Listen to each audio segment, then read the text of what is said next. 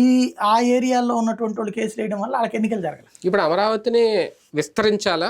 నాకు డౌట్, గుంటూరు విజయవాడని కలిపితే అమరావతి అవుతుందా? అసలు ముందు వాళ్ళ ప్లాన్ ఏంటో మనకెట్లా తెలుస్తుంది? ఇప్పుడు వాళ్ళ ఉద్దేశం అయితే ఆ 29 గ్రామాలే అమరావతి అని.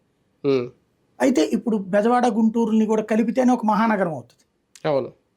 అది డిసైడ్ చేస్తారా?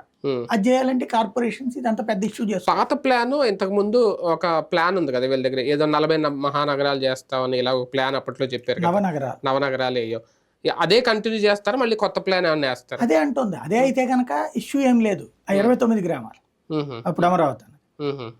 అప్పుడు ఇవి వచ్చేటప్పటికి అమరావతి పక్కన అనుకోవాలి, గుంటూరు విజయవాడ. అదే అంటున్నా. ఏంటంటే ముందు ఒకటి ఫైనల్ చేసి పంపిస్తే కేంద్ర హోంశాఖ అప్రూవ్ చేయాలి. అప్రూవ్ చేసిన తర్వాత వాళ్ళు దాన్ని దీనికి పంపిస్తారు, టెలికాం మన పోస్టల్ డిపార్ట్మెంట్ పిన్ కోడ్ అది ఇస్తారు.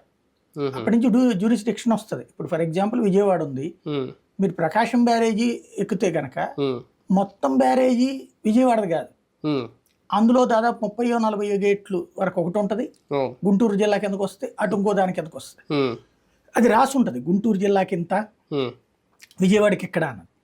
అదే సందర్భంలో అటు పక్కన వచ్చేటప్పటికి పాయకాపురం, సింగినగరం, కొందావరి కంటే లాస్ట్ మళ్ళీ నున్న వేరే పంచాయతీ, అది విజయవాడ కాదు. అలాగే ఇటు పక్కన భవానీపురం ఎండింగ్ హౌసింగ్ బోర్డు కాదు, అక్కడి నుంచి గొల్లపూడి పంచాయతీ.